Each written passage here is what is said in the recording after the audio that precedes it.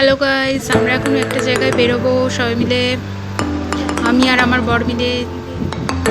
তোমরা দেখতেই পাবে কোথায় কোথায় যাচ্ছি। চশমার লেন্স লাগাতে যাবো, নতুন পাওয়ার এসছে, সেটা চলো দেখাচ্ছি। একটা জায়গায় এসছিলাম, সেখান থেকে বের হলাম। চলো এবার একটা ক্যাফেটেরিয়াতে এলাম।